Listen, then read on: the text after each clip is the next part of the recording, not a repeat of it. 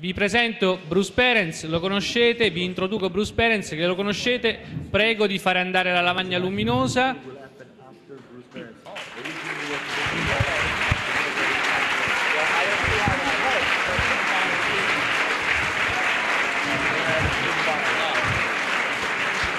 Thank you very much.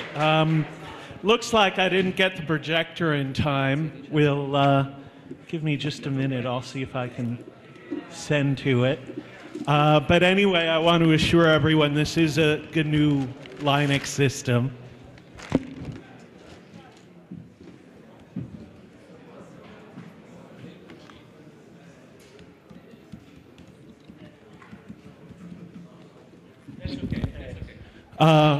Okay, it works. And so, can you read that? So, anyway, I have a very hard job. And the reason is that I have to say the same things as Richard, essentially, to people who don't necessarily like us, but we need those people. And so, I'll show you something.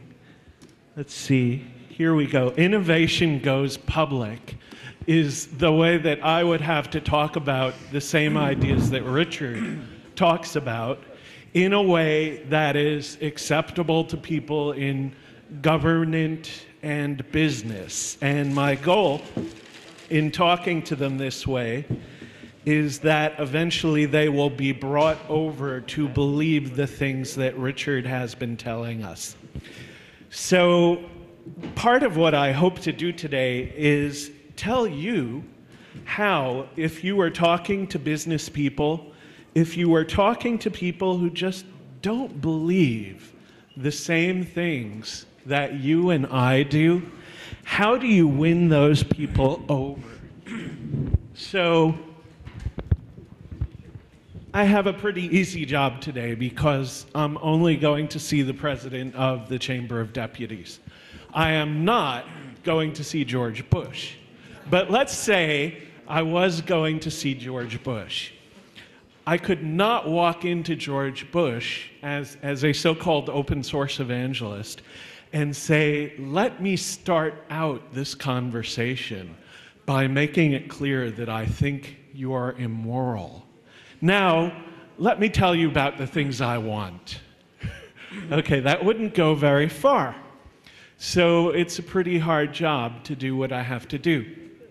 And the language that we put it in to do that is the language of business. So most of you have heard about companies going public. When a company first becomes available on the stock market, that's what's called going public. But we're talking about innovation. Free software, open source, is a way to do innovation.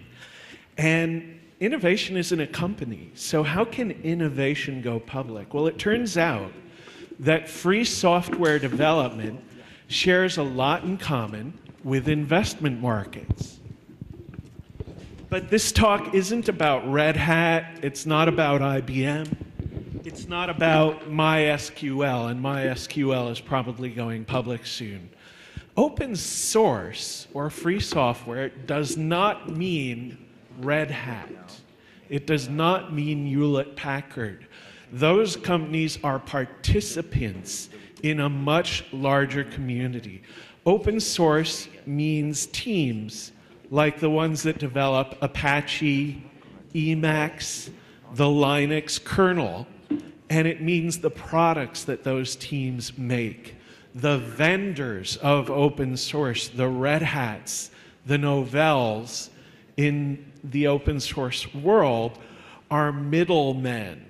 And you can think of them, in the case of Novell, as sort of like being the companies that cut down trees for wood. Their main concern is to cut down the trees and sell the wood. Their concern is not necessarily to keep the forest healthy. And in the case of the community's concern is always to keep that forest healthy. So I want you first to stop thinking about software from a vendor-centric perspective. The important thing about free software, open source, is that it is made by people. Companies participate, but companies are not the be-all and end-all of it. So who am I, anyway? Well, I'm standing on the shoulders of giants, and every time I say that, Richard covers his shoulders to protect them. And so I also stand on the shoulders of a giant community. I'm best known as the creator of the open source definition, which is the manifesto of open source as opposed to free software, and the rules for its licensing, which are pretty much the same as those for free software, as Richard said. I'm the founder of a number of initiatives and a spokesperson today. I also am a college lecturer. I work for Agder University College in Norway in the summer, and I was Hewlett-Packard's first global strategist for, quote, Linux, unquote. They didn't have a GNU in there.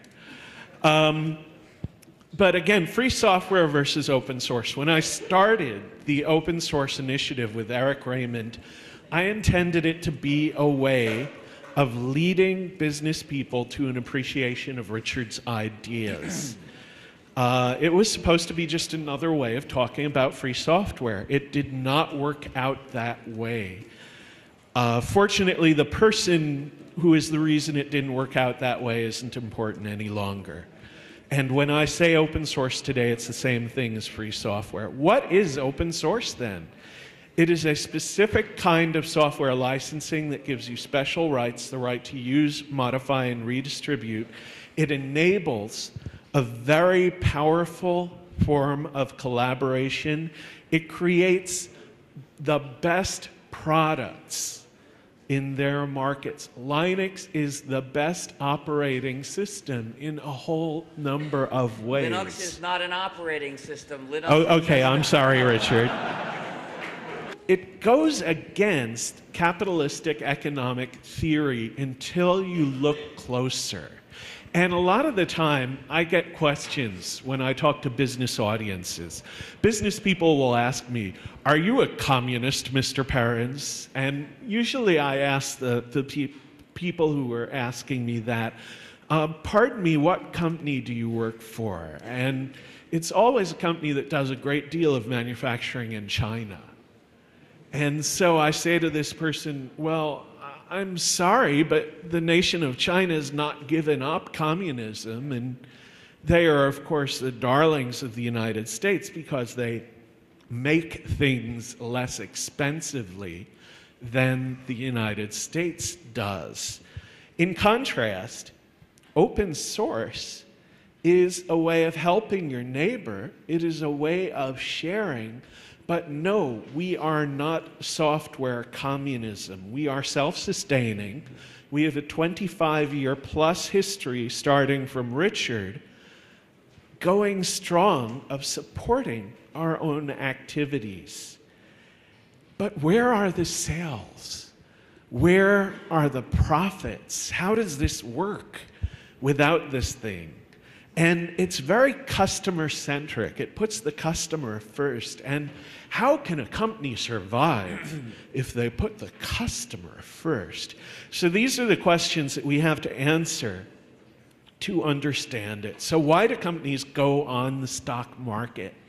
They go on it to distribute cost and risk with the motivation for the people who take that cost and risk of sharing in the reward.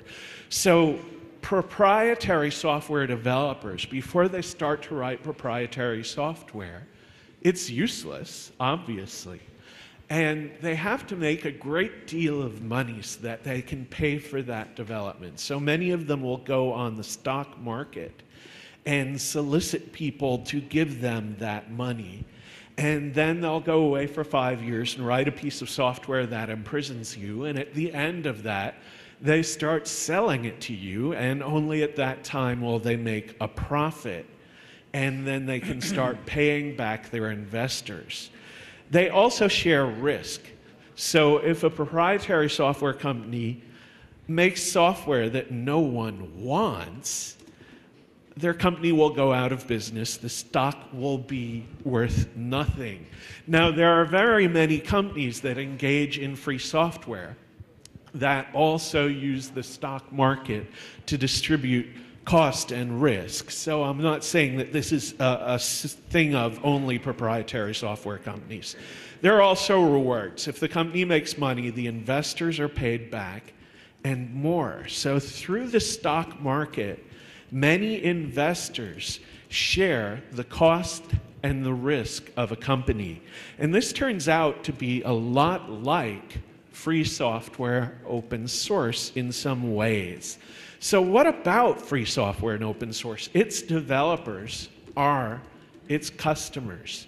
It distributes the cost and risk of development among many developers because each developer shares a little bit of that development and no one puts in too much. The payback is working software that is very high quality and that is uniquely suited to its users' needs since its users wrote it. So we have these parallels between the way that the stock market and the business economy works. They share cost and risk by distributing it to many people through investment markets, and we share cost and risk by distributing to many developers.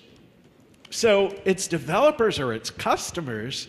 How does this work? Well, consider the companies that are popular today that use open source. So we have Amazon.com, we have Google, for example, we have Merrill Lynch. Merrill Lynch actually pays me to write free software for them. It's a Wall Street investment firm. They use very much of it.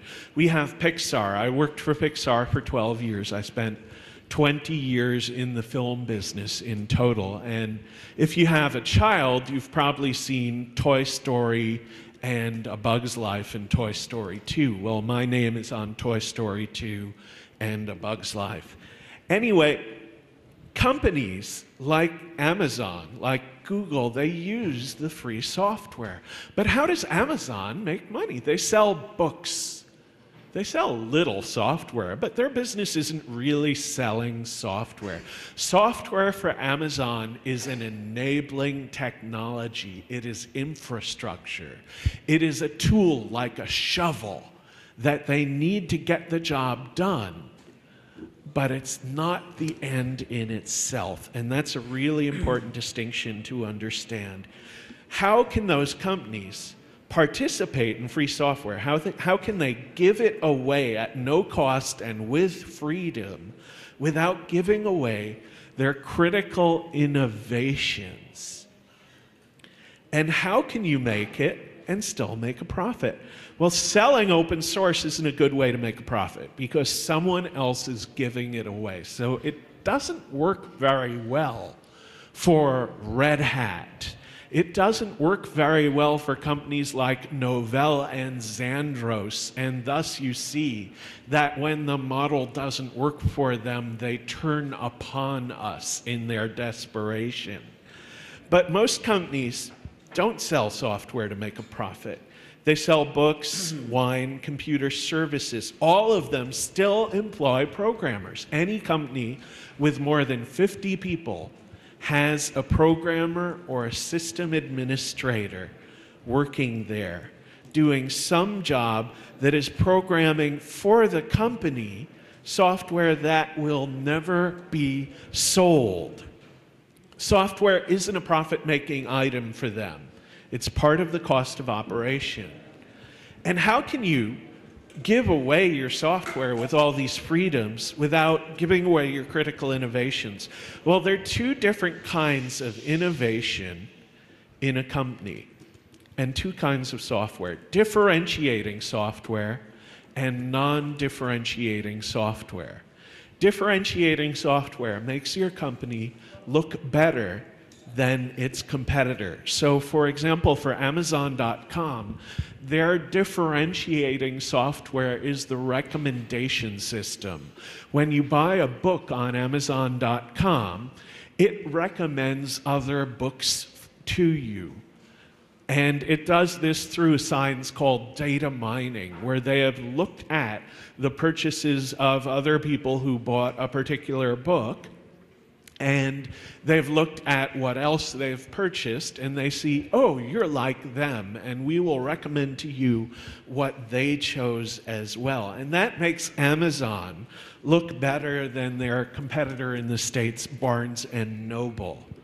And then the vast majority of software at Amazon.com is another kind of software called non-differentiating. That means it's software that you could give to your competitor, and that wouldn't make a difference in how customers perceive either company, yours or the competitors.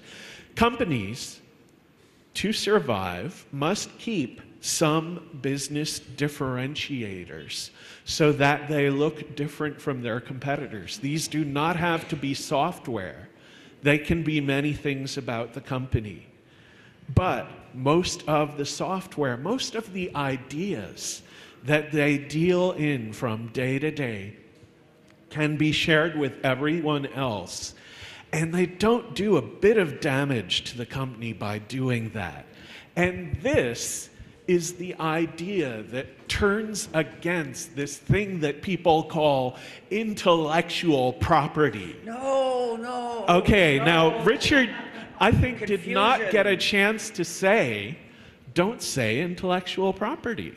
So I'll say it for him. Intellectual property means three things. It means trademarks, it means copyright, and it means patents. And those three things have very little to do with each other.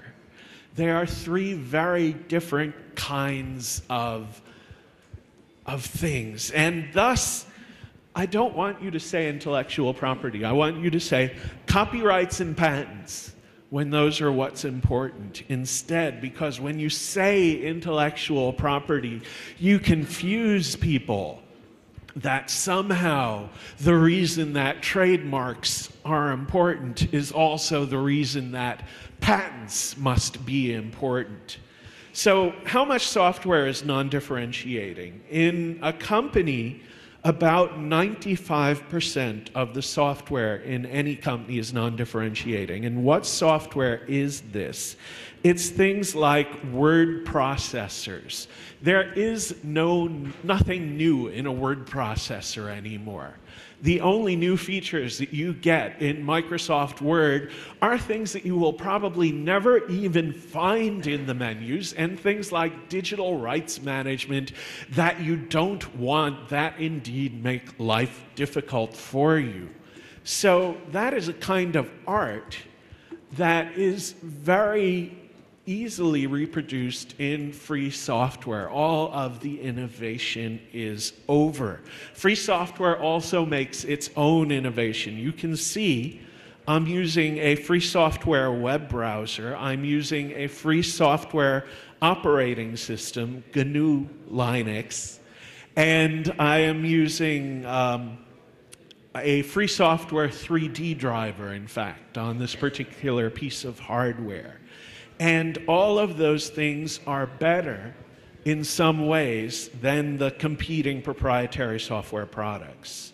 So what lessons can business people take from this idea that there is differentiating software and non-differentiating software? As an IT manager, you should move as much as possible of your software development budget from non-differentiating software development to software that differentiates your business. That will help your company get more customers. But where then will you get the other 95% of the software that your business needs? Well, you get it by participating in free software development. Who then makes your differentiating software? First of all, let's review. If your competitor can get it, it's not differentiating. Thus, Microsoft does not make software that differentiates your business because anyone can buy it. Open source does not make differentiating software because anyone can download it. For software to be differentiating, you must be able to control who gets it. And that software is made by your employees or by a consulting company, and it is never distributed out your doors. Okay, the other kind is non-differentiating, and this also applies to innovation. Business differentiating innovation is very high value to a company because it gets you more customers. Non-differentiating innovation has value too, because it improves some internal aspect of your business, but usually it has less value, and maybe you can afford to trade it, you can afford to share it. So the old-fashioned way of trading and sharing this was to patent it and then license it to others, and of course you would have to pay others for theirs. And this was horribly inefficient and caused all kinds of injustice because there was a great burden to all of this licensing and negotiating contracts and paying each other for it. And thus we got into something in industry called cross-licensing. And cross-licensing essentially nullified the effect of patents for the very largest businesses in the world, because they each said to each other, I'll let you use yours if you let me use yours. I'll let you use mine if you let me use yours. Okay, we'll both share those. The problem with cross-licensing is that it only worked for the big guys. They never said, I'll let you use it. Okay, so we have a new way to share this non-differentiating innovation between companies. We share it as free software. It gets rid of the transaction cost of sharing these innovations. There is a very low litigation cost, where with patents, we had people suing each other about having proper licensing. With free software, this does not happen unless governments take this evil path of having software patenting in their nations. So sharing non-differentiating innovation simply pays off. And open source or free software is the best way we know to do it. I'll give you some examples. Ways that corporations have wasted literally billions of dollars on projects that came to nothing. If you remember the 80s, you'll remember the X Window System Consortium. This was a consortium of all the large workstation manufacturers. And one day that consortium, which had made a fine window system, and I'm using the descendant of that window system today, one day that consortium got together and said, we are not going to make buttons and dials that are common to all our workstations. We will instead make different ones on all our workstations so that it is expensive for the customer to switch brands, because when the customer has switched brands between Sun and Hewlett-Packard, the programming interface of the buttons and the dials would change, and thus the programmer would have to pay to move that software. And the customer said, this is bullshit. All of these things were replaced by free software. Why does free software work better? The people who make the program and the users before the company's interest, because the companies can very often work to the detriment of the product. They can work to make the product worse if it happens to be in their interest. And that's why consortia fail where free software open source wins. How do these teams form? So in the case of the Linux kernel, Linus said, here, I've written, 10 or 20,000 lines of this, and it's really only a toy now, try it out. And it was marginally useful. It did not do very much. It didn't have networking, the disks hardly worked, etc. And people tried it out, and they all said, well, you know, this is great, but it needs better disks. It needs networking. And they added to that compiler the capability of compiling on many different computer architectures. Lets it out to the world, and then other people take it, and if it is useful to them, they keep it, they develop a sort of investment in it, and they make it bigger. So what is the marketing paradigm of open source? It's important. So we do a drunkard's walk where everyone does their own thing. We have the Darwinistic process, which is all of these people release their innovations to the public, and the public looks at these new ideas and says, well, this stinks and I'm not going to use it. Or they say, this is a great idea and I'm going to jump on this and help make this bigger. And that's what they said in the case of GNU Emacs, GNU C, both things written by Richard, the Linux kernel, etc. People said, this is great, I'm going to jump on it. And thus these projects became tremendous. So what happens if an open source free software team dies? What happens if all the developers have to do something else? Well, someone else takes over. To me once, I got very angry at a software project called Debian, and I said curse words to them, and I walked off the project. And I was the project leader at the time. To my surprise and embarrassment, the project actually ran much better after that. And that's the point of free software and open source, is that anybody can take it and do that job of development. And if they don't like your idea, they can take it in their own direction and you can't stop them.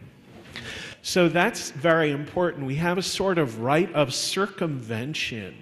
That's a very important part about open source and free software. Anyone has the right to work on it without any signatures because of the licensing, to distribute the results to everyone else. And that protects companies.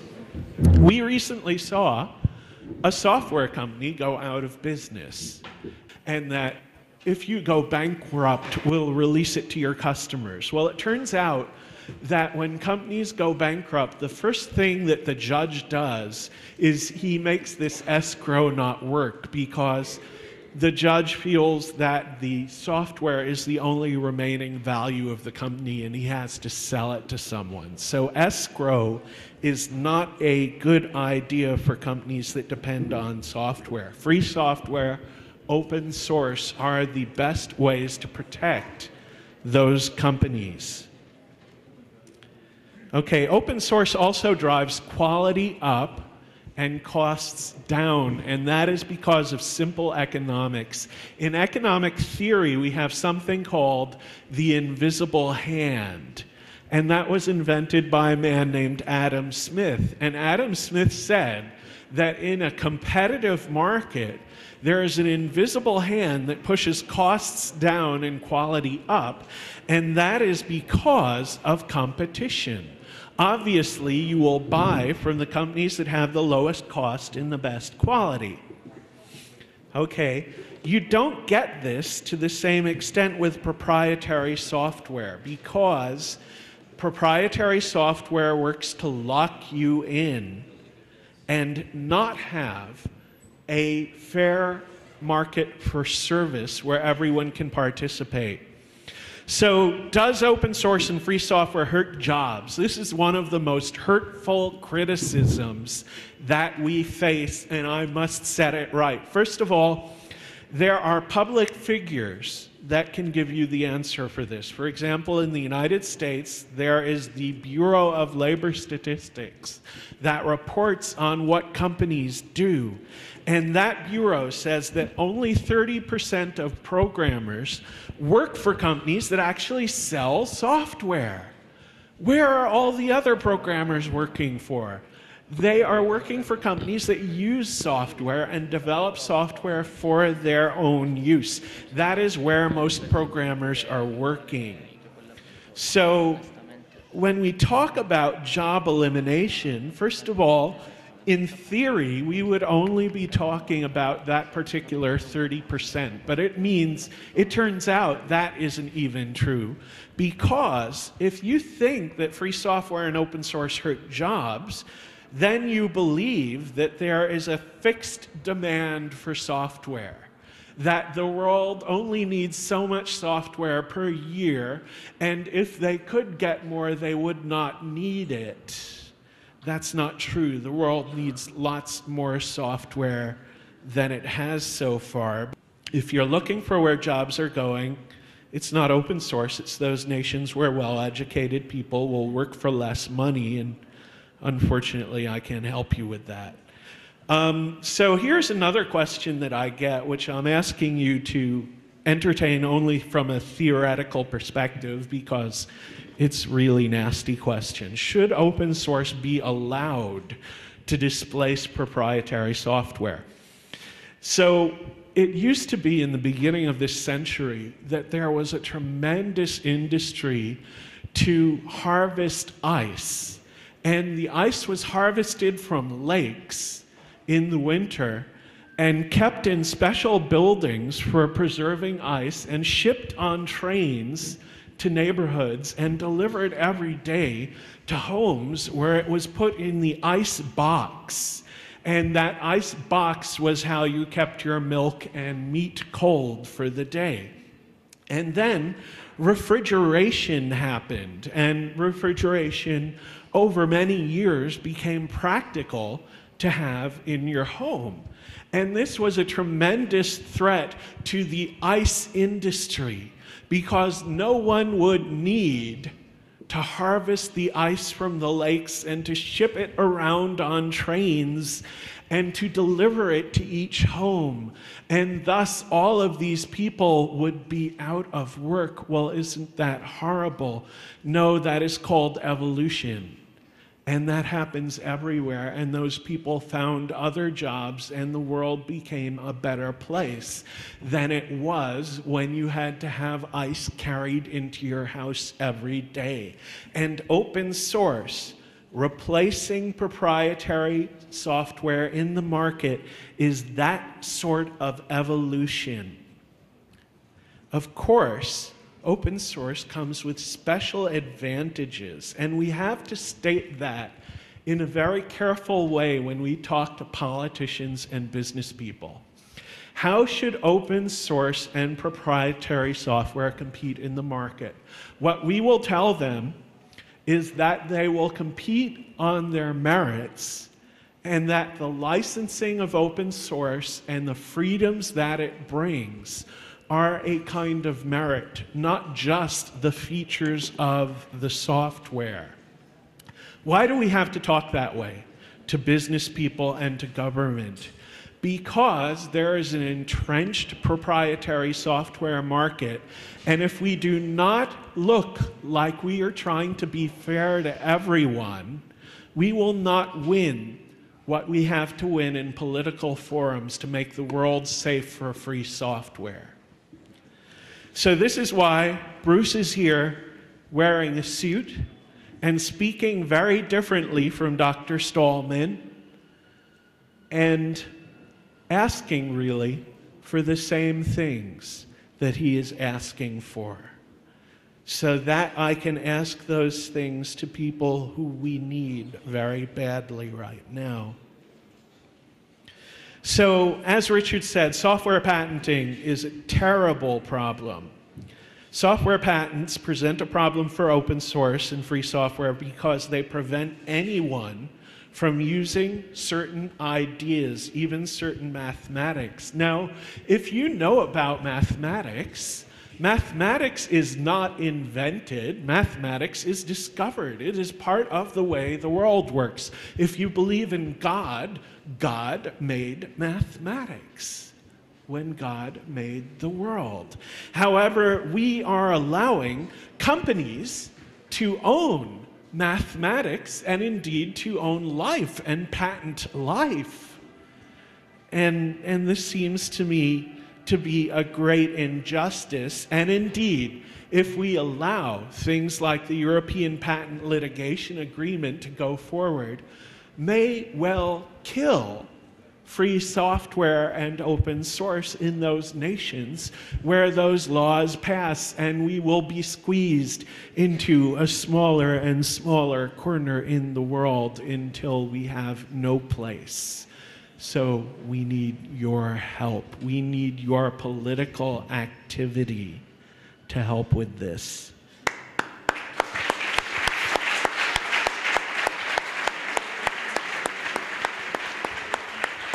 If Europe does not support software patenting, the global initiative to increase it will fail. The United States considers itself part of a triumvirate. This is on the US Patent Office website. It is in a triumvirate with Europe and Japan. Well, I guess India and China are becoming important now too. And this triumvirate is supposed to increase an emphasis on intellectual property. I have about 2 minutes, don't I? So what should laws do? What do we want to ask of our politicians? Laws should help to promote innovation, and open source free software is a new and very important way of doing innovation that must be preserved. This means that more restrictive or enforceable intellectual property law, for example, EPLA, is not necessarily going to help innovation, and we have to bring that message to our politicians. At the same time, we don't want to tell our politicians that we're throwing out proprietary software when we do this. We let the evolution happen because that is the way that we will win this battle with our politicians. What else about laws? Laws should promote both open source and proprietary software without damaging either until proprietary software can die on its own. Should we have laws that prefer open source and free software? We should have an open source law, but we should not state it as a preference, because everywhere, except for one country where it has been stated as a preference, that law has not passed. Bruce, we must go. We're going. Okay. Open source is an important means of innovation. It's an innovation in itself. Don't mistake open source vendors for open source. Laws should place open source and proprietary software on a level playing field, considering both their merits, and open source licensing as a merit, and EPLA could be a big step toward killing open source. Don't let it pass. And maybe some other time we'll get to talk about digital rights management. Thank you very much.